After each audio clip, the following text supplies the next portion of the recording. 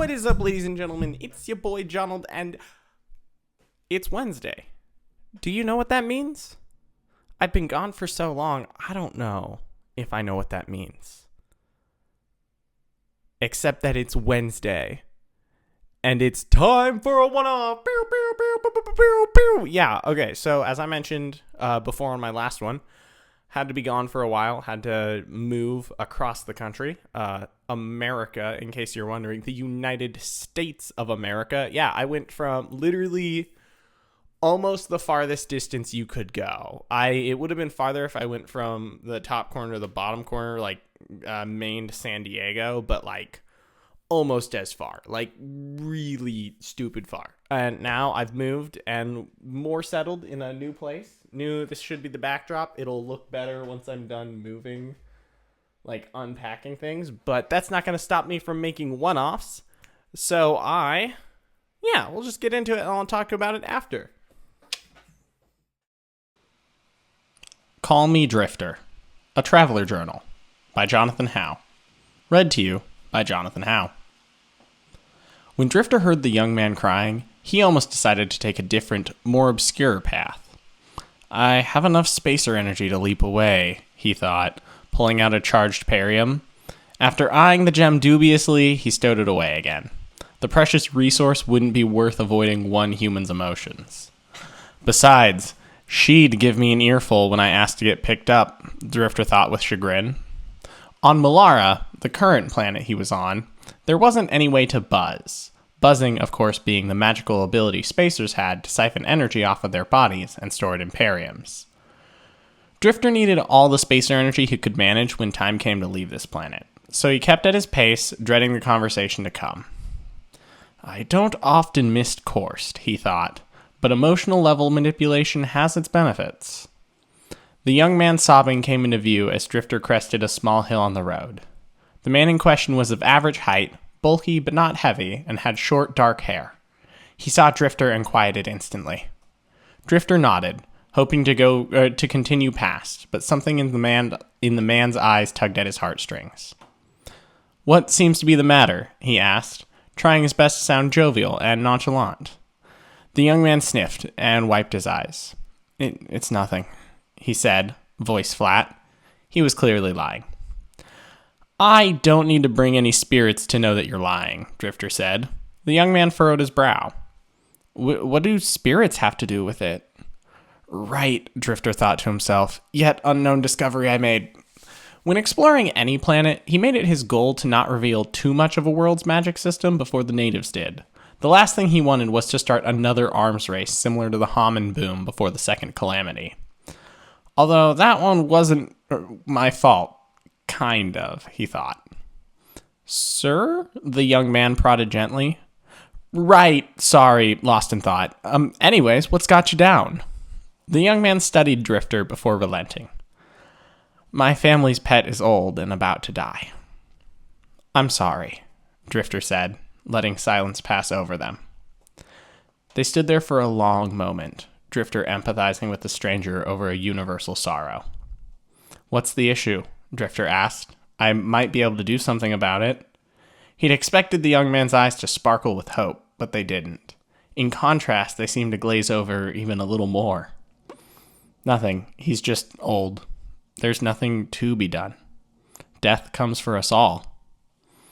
Drifter had sense to not argue that point in particular, but his life alone was enough to make that a flexible idea as opposed to a hard rule. Well, if you don't mind, I have another idea. Is the pet close by? My house is just along the way, the young man said, gesturing off towards the distance. Then we've got no time to lose, Drifter said. You can call me Drifter. What's your name? Shiro, the young man said. Then, Shiro, lead the way. The house wasn't much farther than a quarter mile. It was a modest dwelling for the family, but good and sturdy. Shiro's father was out working in a small field when they arrived. He put a hand above his eyes to shade his vision. Who's that, Shiro?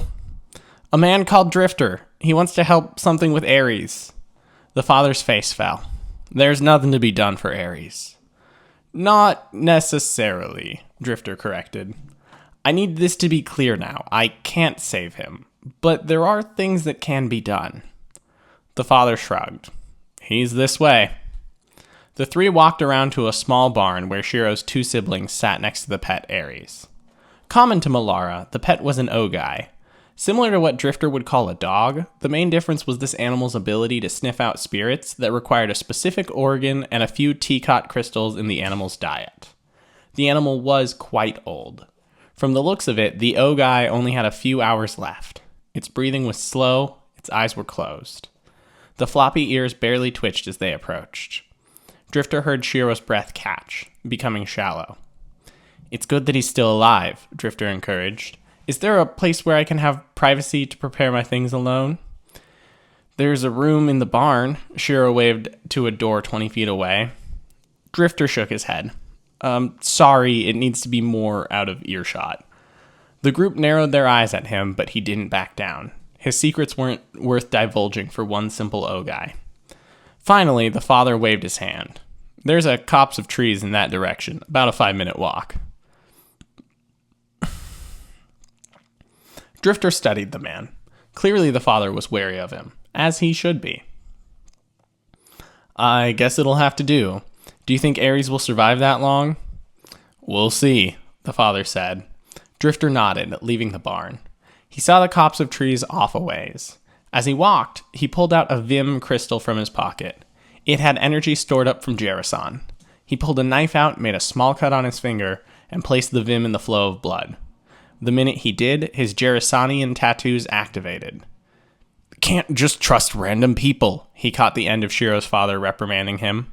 You know this, Shiro. I know, Shiro countered, but I want to do something. Drifter couldn't see the young man's face, but he imagined the look of desperation. He heard it in his voice. Drifter walked faster, the conversation fading even to his advanced hearing. When out of earshot, he put the Vim crystal away and pulled out a shifter parium, using a small amount of energy to heal the cut. At the stand of trees, Drifter sat on the ground and removed a flute from his bag. He put the instrument to his lips and played a soft, mournful melody. It was a tune only he and 2 other people knew. Technically 4, but wind blew in a flurry around Drifter as the Grand Takashin rose up from the ground. You played my melody? The spirit asked. Yes, I have a question, Drifter said. A deep note hummed out of the Takashin, so low his ears could barely register. I am not a being for you to summon for one simple question. You know our arrangement. I'm aware, Drifter placated, but this isn't for me. Then whom do you ask? The family down the way. Their OOW is dying. As do all physical beings. Yes, Drifter agreed, but isn't there a way to help preserve the memories of beings from Malara? You mentioned some method last time we spoke? The Takashin made a buzzing sound. It is possible. Then what must I do? Drifter pleaded. For a long moment, the Grand Takashin was silent. Give me a moment. The spirit floated downward, disappearing into the ground. Drifter waited in silence, trying to rack his brain for ideas on the technique the Grand Takashin had mentioned. Something to do with teakot memories? I will not help, the Grand Takashin said, coming out of the ground. I'm sorry, what? I will not help, it repeated. I observed the situation. The family does not deserve my help, or yours for that matter. I'm not really helping the family, Drifter said. I'm helping Shiro. The young man who weeps for the OOW? Yes. The Takashin made a crackling sound. No spirit which reached grand status was particularly fond of humans, at least not live humans. I still do not believe he warrants my help. Drifter sighed. What do you want as payment? The Takashin crackled again. I do not want anything you have to offer, it said, almost spitting out the words. We both know that's not true. What about a favor? Next time I see you, I'll assist you in any way I can. Your favor means nothing. You will die before I could consider taking you up on it. Really? Drifter said quietly. He pulled the flute up to his lips, playing a fast, light melody to summon a mid-level Takashin. Before you were even a mid-level, I had lived at least 3 hominid lifetimes. I plan to live for the next several eons until my hubris or the universe kills me. The summoned mid-level glowed a pale blue at Drifter's words. They both knew what that meant. I will expect you on Melara within the millennia, the Takashin said. There are things I could use your assistance with in due time. Drifter walked back into the barn, flute in one hand, teacot in the other. Shiro perked up. Are you ready? He asked. Drifter nodded. He moved to kneel by the old OOW. Drifter presented to the animal the teacot, which he sniffed but did not eat. He hasn't been well enough to eat, Shiro said sadly. I don't need him to eat it, Drifter closed his eyes, feeling the subtle vibrations of the crystal as it resonated with the OOW. He set the stone on the ground, pulling the flute up to his lips. He played the first of the 2 melodies the Grand Takashin had taught him. A low-level spirit seemed to flit into the barn from nowhere. Drifter watched it while he played. It spun through the air, coming to the crystal before the OOW. A hum rose out of the spirit. Drifter signed to stop. It hummed the tune of resonance. When finished, the low Takashin seemed to enter the crystal. All right, Drifter said. Do any of you have musical talent? Shiro raised a tentative hand. I've been practicing my lute. That works. Come on, let me teach you a song.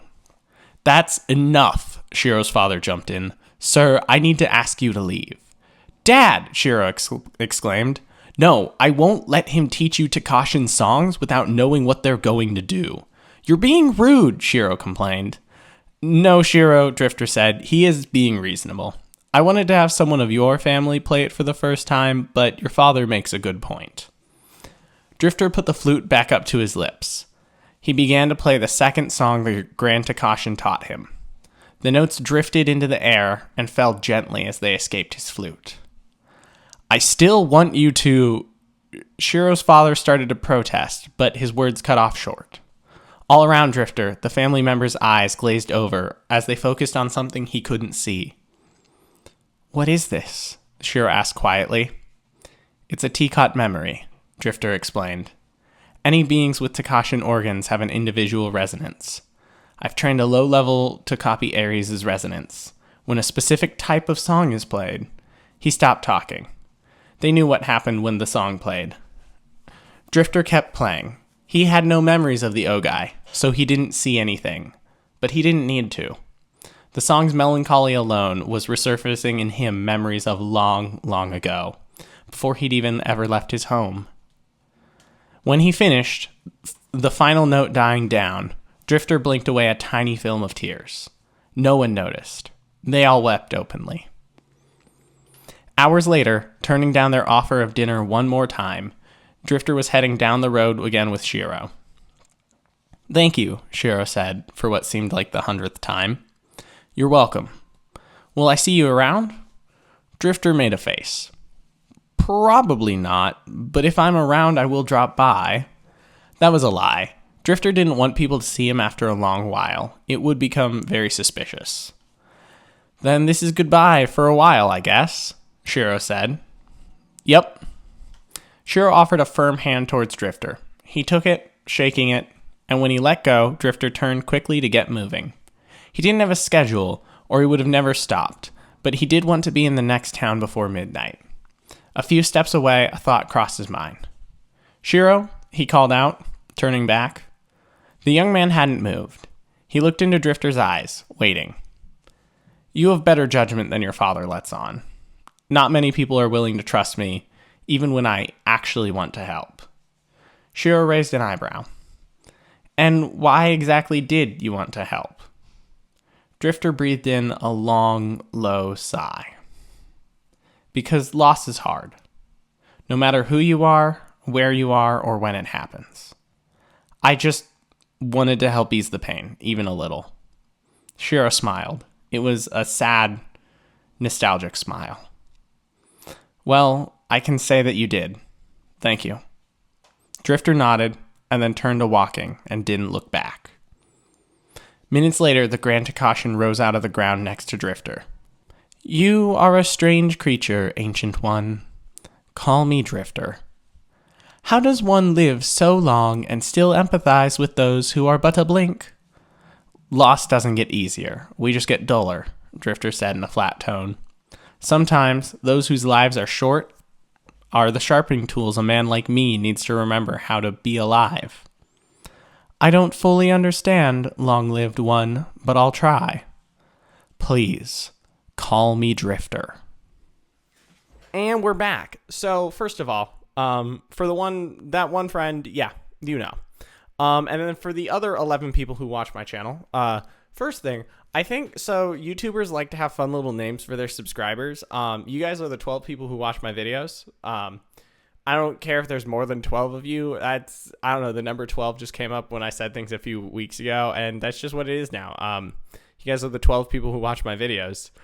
To those of you, when I wrote this one, my wife described it as like a little lore gremlin, because every time I write from Traveler, Wanderer, Drifter, his perspective, this character, if you haven't picked up that it's the same character, understands all of the planets. He's a researcher. And so I get to drop little bits and lore of things that he's already done.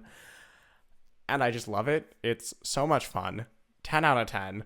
Because then I get to like leave little bits in there that if you've been paying attention, you'll understand. And if you haven't, or, some of them are a little more geared towards some books I've written that people haven't got to read yet. But like,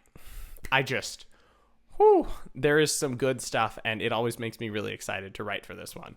So I enjoyed it, and then just specifically enjoyed exploring kind of what Malara's magic system can do. There's a lot. Malara's magic system is a little softer than some others, but overall, again, just really good. So hope you enjoyed it. See you guys next week. I will be back with another one-off. That being said, I have some other things I'm hopefully going to do. Kind of on this weird spot of how much do I want to grow the channel versus let it be just a fun outlet for me. And I have some new video ideas that might let me do both. So, again, I'll see you guys next week. Until then, neat, okay, bye.